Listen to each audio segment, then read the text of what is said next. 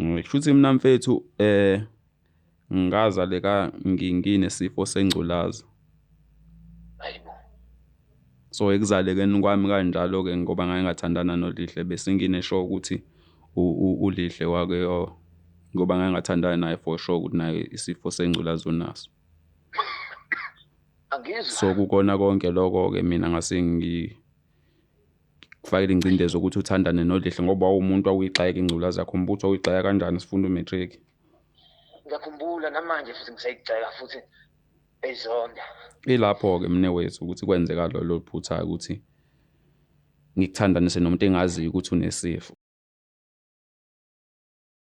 Sanibingelela nonke babukeli beBlack Life TV. Kwesinye isiqephu esithi sikhipha izimfihlo nihleli noLungster. Sithemba ukuthi nibe noKhisimusi omuhle. Namhlanje sivashela ubhuti wethu othi ke na kunengxoxo afisa uyixoxela umfowabo omngani wakhe. Sawubona. Yebo sesinjani. Njani? Siyaphila. Ngiyaphila. Ngicela ubingelela ababukeli emakhaya usho ukuthi uqhamuka kuphi nendawo. Siyabingelela kubalaleli bonke uBlack Life TV. Siqhamuka kaMakhutha. Qhamuka kaMakhutha. kaMakhutha yebo. Uhambe all the way kaMakhutha uzala eThekwini shuthi inkiyankiya ke le uzoyisho. Iqalaphi indaba? Ngiyafisa kona ukusizakala ngoba sengihlale nayo isikhathi eside manje wangibhalela Black Life nje ngoba ngifuna usizo. Mawuthi isikhathi eside isikhathi nganani? Sekunesikhathi ngoba ngiqedwe isikole ngo2015. Lento yenzeka ngo2015 but so 2015 kuze kube manje. 2024 manje? Yes, isinesikhathi iyangidla kakhulu ngoba lo muntu ngimjwayele. So kahle ufuna uqala u2025 wakho on a clean slate. Ungenayo inkinga nje all right. Iqala phi indaba uyixoxa? Shuthi sami lana ngaba nenkinga nje ngo2015 ngazi noma ngizothi umona noma isilwane noma yini kodwa nje kwaba inkinga ngo2015 ngangenza umatric wami ngo2015 ngihlala khona kaMakhutha. Shuthi bekunomngani wami ke lo ebezizwana naye nje kakhulu naye. Okay. So lo mngani wami lona besihlala nje sihamba naye yazi zonke izinto zami nami ngazi zonke izinto kumngani nje like best friend. So lo mngani wami lona bekhona usesebengithandana naye engathandana naye ingazi. Okay. Njengoba usuku ukhulu uyaba nemfihlo shuthi mina seswami imake manje lemfihlo yakho isuka kaMatric suka kudala nje seswami kuze kube manje. Yeah. Ngazalwa nomuntu ngazalwa ngumfana onesifo. Isifo sani? Isifo lesesandulela ngculaza. Oh. Ngazalwa naso. So abangani bami bonke bebengazi ukuthi nginaleso sifo leso kuyinto nje engiyifihlile. So wena watshela uba okushuthi abazali bami bagcine bekwazile ukuthi bahlale nami phansi bangitshethi nginalesifo kanje ngoba bekumele ngiqhubeke netreatment ngenze zonke lezo zinto ngendlela eyiyona. Kodwa ke after sebeyitshelile indaba engaka bakunikeza counseling? Yahamba nje sayihambe counseling yonke leyo nto leyo kuze phela ngoba ngase ngiqala kuba nezifo ngilobhe ngigula but ngoba khona isikhathi labengakwazi khona ukudla khona amaphilisi ngoba bebengifihlele. So kwaze kwagcina ukuphoqa ukuthi kumele bangitshele ngoba sengikhulile ukuze ngikwazi ukuqhubeka netreatment yami kahle.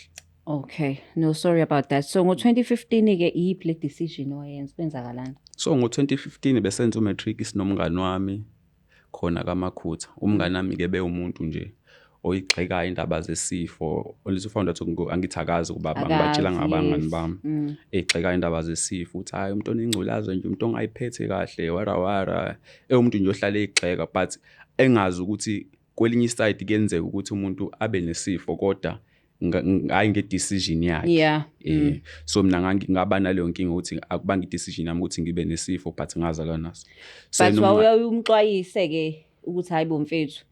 So musa intwana nje usamncane kunezinto ezimayikhulunywa zikushock yabo because nami bekuyisifo esebesangisinda ngoba bengisamncane so bekuqhamuka nje itopic enesifo ngithola ukuthi ngizosengithula yilo bengithi yaya kuyaxoxwa ngaso but ngingakwazi ukuya all out ngali topic ekusuke ikhulunywa.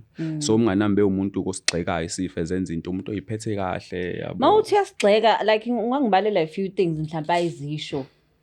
Behlala ethi nje abantu abanengculaza abantu abangayinaki because akhona amakhondomu shuthi abantu abathanda amantombazane kakhulu exheka nje ethena ngeke izimphathe yena. but ngokwazi kwami ngiyazi mina ukuthi mina njengoba nginayo ngiyazi ukuthi angitholanga ngale ndlela asho ngayo but ngoba ngabe ngisamncane ngisinda lento ngingakwazi ukuthi ngisho ukuthi yazi mfethu nginayo mina lento kanjena futhi mina ngiyitholanga ngale ndlela wena osho ngayo so webe umuntu kanjalo nesigxekayo. So uyaqhubeka kanjani ke into? Ithe miqhubeka lento kusho nami khona intombazane engathandana nayo ngisafunda grade 11 no grade 10 ka grade 10 no grade 11 bengingazi ukuthi nginesifo. So le ntombazane kusho ukuthi emva ukuthi ngithole ukuthi nginesifo bese ngine show ukuthi ngiyazi ukuthi futhi nayo sinaso kwabe ngikade ngithandana. So abazali bakutshele nini? Bangitshele sengifunda umatric. So ufunda umatric? Yes. So ingane lenenye walala nayo without protection? Sithandana nje iminyaka empela sayibe eminingana sigcine singasayisebenzisi. So bengine show ukuthi le ntombazane le isinaso isifo. So ngavukwa isilwaneke seswami njoba ngilana le ekhaya suumona ngazi uzumona noma yini kodwa nje idemoni nje la ngivuka nami. Imake bambe demonini ngisa stuck la nahlukaniswa yini nepartner yakho? Okwafika nje ngoba nithi senihlala iminyaka. Okwafika nje ukuthi njengabantu abathanayo ugcine behlukanile but not ukuthi ngoba wasithola mhlawumbe ukuthi unesifo noma ukuthi kanjani. So abazali akhathi wena ke sebekutshela ukuthi hayibo kuno double uthi awubanga usaya kuyena uyomtshela ukuthi kena bengazi cela nawe uyobheka uyinakekela. Ngoba bengisamncane futhi bekuyinto ebengithusa angikwazanga ukuthi ngiye kuyena and ngibonile ukuthi kusho ukuthi nami ngimcekela impilo yakhe phansi bekwenye izinto izinto ebezingisinda ukuthi ngikwazi ukuthi ngimtshele ukuthi yazi mfethu ngathana nawe ngikulesimo esikanje kanje ngangamtshela. So manje usisi yena usanaye in contact naye uyazi ukuthi what's going on naye? Sahlukana nje kanjalo bese umuntu engimbonayo ngoba besifunda esikoleni esisodwa ngimbona nje kuphela but bese ngasaconnectana. Okay, asiphindele demonini lenzani idemoni? Idemoni elivuke sisi ngoba phela unganambelo bheqhubeka ke lo bhexeka ke indaba yesifo mina lapho ngiyazi ukuthi nginaso elo besixeka ngingagcine ngimhlohla ke nami ukuthi athandane nale ntombazane engayengathandana nayo because ngifuna ukuthi naye ayithole kulesimo engikusona. So uphushe umngane wakho ukuthi athandane nale ntombazane engangithandana nayo? Bekumngani ni scheme noma bekuyi best friend yakho le? Khona le game nje ezihlangana nje ezihlangana ngoba sekuka matric lezi ukuthi senifomile nitshethi namarazo yabona ezikime kanjalo kwasahlangana kanjalo ke umngane nami kanjalo but kusuka lapho ka matric uzobe manje bese umngane nami ke lapho kosahlangana ka matric kahle. So wamfosa ke wamheha ukuthi ahamba oshela? Amheha ukuthi ahamba oshela lo sisi ke lo. Wamshela bathandana naye ke shuthi bathandana ngandlela bathandana ngayo shuthi bese nginaloko nami ulazi hayi for sure sayinaso. So that's why ngifonele ka Black Life futhi ngisizakala. Wawukwenzelani lokho? Njoba ngisho sami kwavuka nje isilwane sokuthi ubhuti asimbe ngedemoni kuqala nje behlale egxeka nje umuntu oyigxekayo lento kanti mina ngizalwe nayo lento and kubhlungu ukuthi nginayo. So manje mawuza ukuthi bayathandana and chances are usemthelele wafila kanjani ke wena ngaphakathi? Khona ezinye izinto ezithi mayifika zifike zibe idemoni uzenze same time kodwa kwesinye isikhathi uphinde uyisole kodwa asuzenzile kodwa ngase ukuphindela emuva ngoba base bethandana ngalendlela ubonayo ukuthi hayi ke kusakwazi ukuyinqanda. Basathandana namanje? Ngabe bengasabasathandana. Basathandana. But ugirl naye bazi status sakhe ngithi. Angiyazi sho ukuthi bengisazi noma bengasazi emva ukuthi ehlukane nami.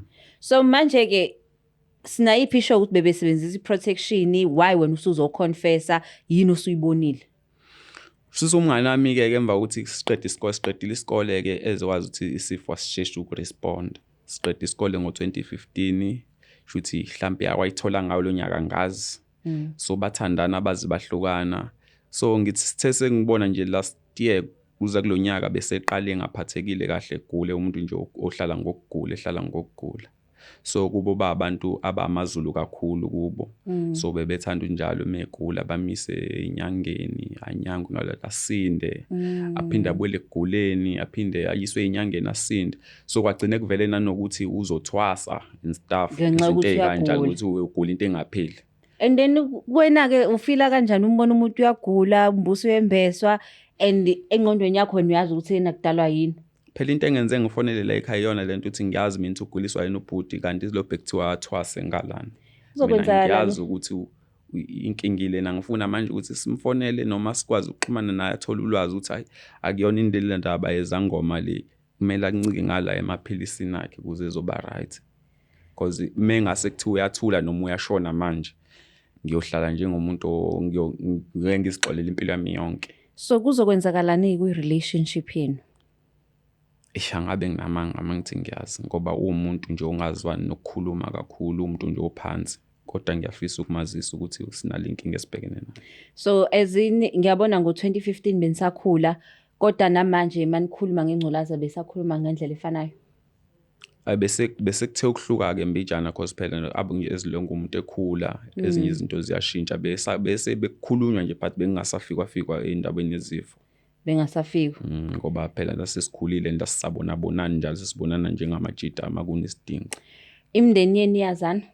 Iyazana.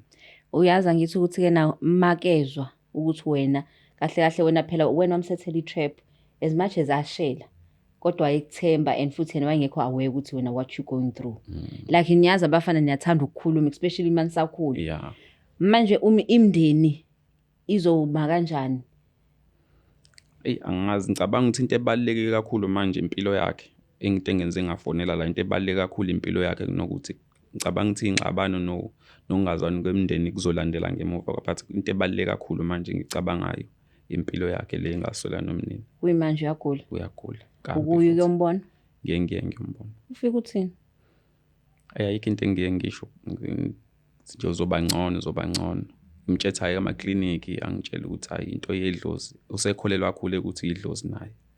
But mina ngisuke ngithi ngenze mhlambe ekliniki bazofike bamcheck noma esibhedlela bafike bamcheck then mhlambe agcine ethola ukuthi ubhekene nani. Yo. Hlezi kuthiwa ke nayo into ekuthiwa umngane. Ikhona but kushuthi angazi ngizothini ikhona kodwa into ekuthiwa ubungane. Hayi babukele emakhaya asimthinta ubhudi lo amazise ngodaba at least mhlawumbe imedication ekisizomvusa la ilele khona. Yo. Asimthinta ubhudi. When you ready?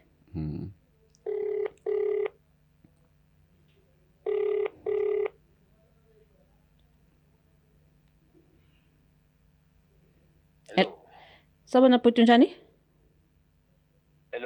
Hello unjani? Ngiyaphila. Ukhuluma noLungstar la kwa Black Life TV. Kuhlelo ukuthi sikhipha izimfihlo singawazi ukukhuluma? Hayi singakwazi ukukhuluma. Okay. La e-studio ngihleli nomngani wakho oyibiza ngomfowenu. Uthi kunemfihlo afisa ukutshela mina ngisacela umlalelo. Okay.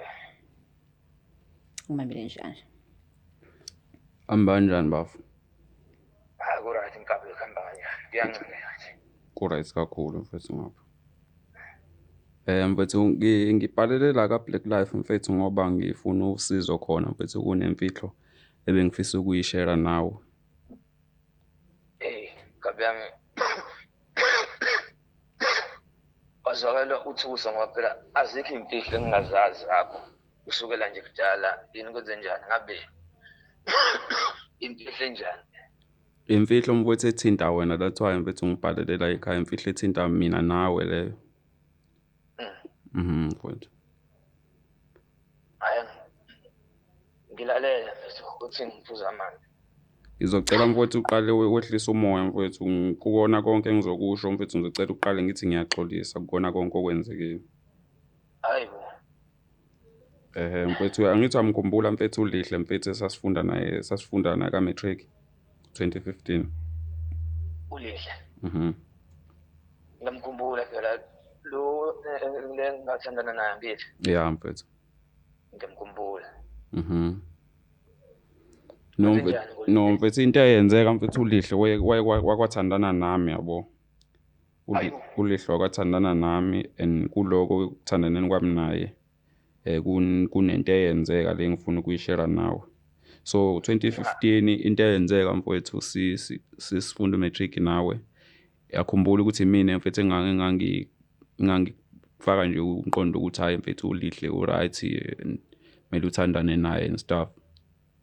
Mana-ke Nkabi webambe lapho. Mina nawe safunga sagomela sathi akekho udlula la kwadlula khona omunye kuze kanjani ukuthi wena ungivumele ngidlule la wadlula khona ekubeni sabangane sasithembekile namanje ngisakuthemba. Ngithi mfowethu ingako ngithi mfowethu ngiyaxolisa kukona konke sizokushare manje mfowethu because kwenzeka iphutha, that's why ngifonele la ekhaya ukuthi bengisiza.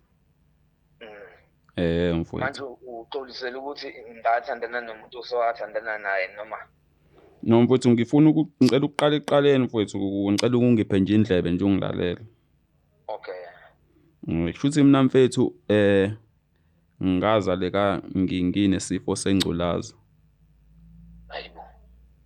So ekuzalekeni kwami kanjalo ke ngoba ngake ngathandana noLihle bese ngineshow ukuthi uLihle wake ngoba ngake ngathandana naye for sure ukuthi naye isifo sengculaza unaso. Angizwa. So kukona konke lokho ke mina ngase ngifakele ingcindezi ukuthi uthandane noLihle ngoba umuntu awuyixayeka ingculaza yakho, mbutho awuyixaya kanjani sifunda umatric. Ngiyakhumbula namanje futhi ngisayigceka futhi ezonda. Ilapho ke mne wethu ukuthi kwenzeka lo phutha ukuthi ngikuthandanise nomuntu engaziyo ukuthi unesifo. Hayibo. Ushuthi njengoba mina sengeke ngalala noLihle inyanga angazi silalela ngaki naye sengayisebenzisa iprotection. Usho ukuthi ngenzeka ukuthi ngiyagula. Uguliswa yona isandulela. Njoba ugula nje bafo, that's why ngifonele ekhaya ngifuna ukuthi usizakale mfethu because ngiyabona skini balo bebethi idlozi kanti ngiyazi mina ukuthi ushawa yini. Sile inyanga nedlozi. Akusile idlozi mne wethu, kumele ubonane nodokotela abakusiza. Hayibo. Ngihlola ke le. Hayi ngiyalingwa. Ngiyaxolisa mfowethu, ngiyaxolisa. Yindaba ukhethe ukuhamba weKaBig Life ungangibhekanga emehlweni wangiqonda ngqo wangitshela leyo nto. Ngoba akuyona into encane mfowethu le yenzakalile, akuyona into encane, ayikho futhi lula. Ngiphelele ngishamaza. Ngiyaxolisa mne wethu, into engenze ngafonela ekhaya ngoba ngifuna uthola usizo mfowethu ukuze ukwazi mhlawumbe ukuthi uphile mfethu isikhathi eside. Ushuthi yonke lento engenziwe yona awumagobongo. Ayikho mfowethu. Into engekho le. Ayikho mfowethu. Hayibo.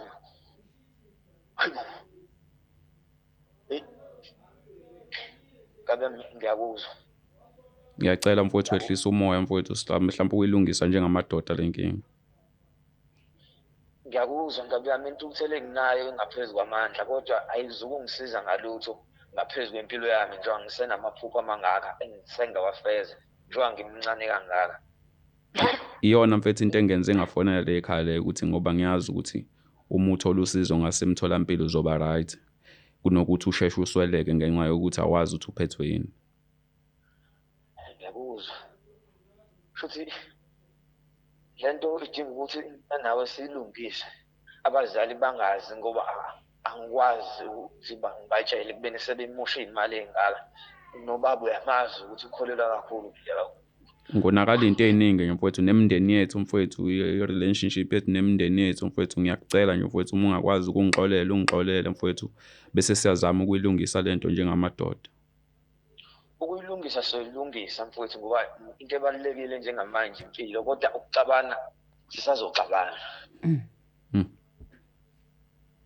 Ngibonga ukuthembeka kuwena yize noma impilo yami besayilengele wena ngenxa yokuthi bengingayithathi imishanguzo okuyiyona efanele, bengithatha engaqondene nako. Ngiyabonga ukuthi uyibone impilo yami ukuthi sengaya phambili. Futhi ngenzeka ukuthi lento ebuyayo kumina njengamanje engehlelayo izinyembezi zabo bonke labantu engangibakhalisa. Ngigxeka ngesifo bezwa. Nawe futhi ngigxeka ukhona ongenzeka ukuthi njengamanje izona seziyimvule enginethayo njengamanje njengoba inginetha ngehle ngisho emzimbeni mfowethu, ngehle ngisho emzimbeni. Ngihlula ngisho uqeda ubanana. Ngiyakuzwa mina wethu, ngiyakuzwa.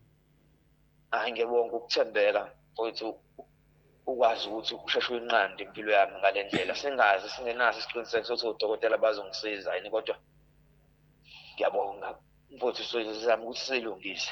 Ngiyabonga mfowethu. Angazi singani ngisho eklinikhi singaya nje noma nini. Sizoyilungisa mfowethu lento njengamadoda, ngiyabonga mfowethu. Ngiyakuzwa.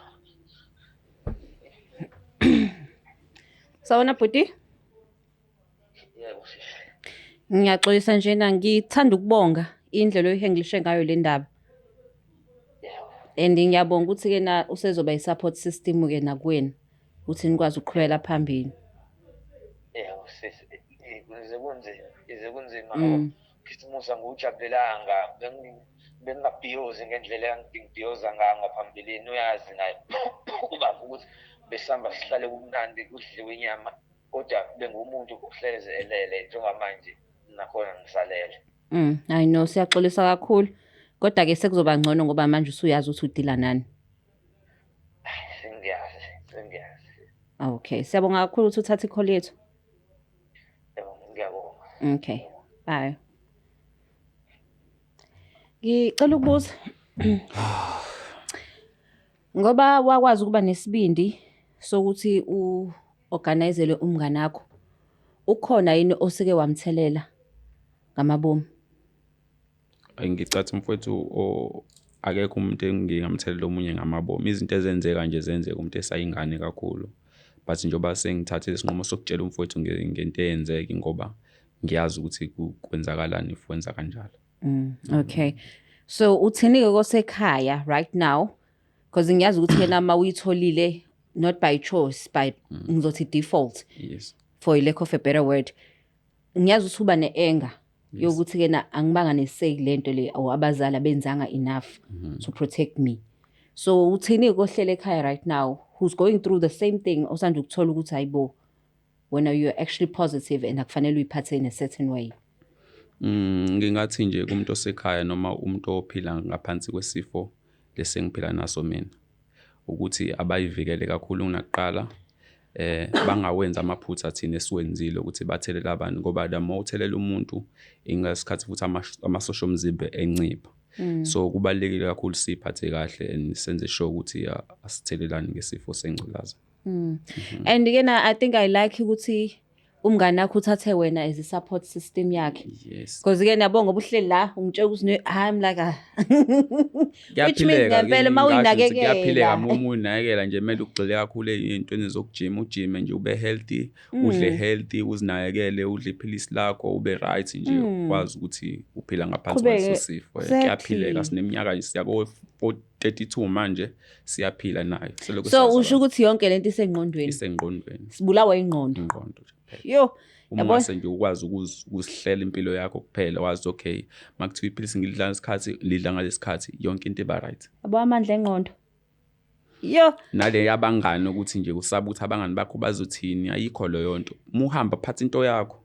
Lalela khona into ekushiyo kuthiwa ke nama usanendaba ukuthi umuntu uzothini usungakaphili. Usukungakaphili. Phatha into yakho nje makuthi uyasaba ufake ebhodleleni la chepisi lento shaya isikhathi sakho sokuthi uqhofoze into yakho ube right. Uzoshana ngama tips. Yes, into yakho lemelo yathi uyaphila ngoba uzosanga kusasa ugula ushone labantu basaba baqhubeka babhiyoza. So kubaleka ukuthi uzivikele wena kuqala.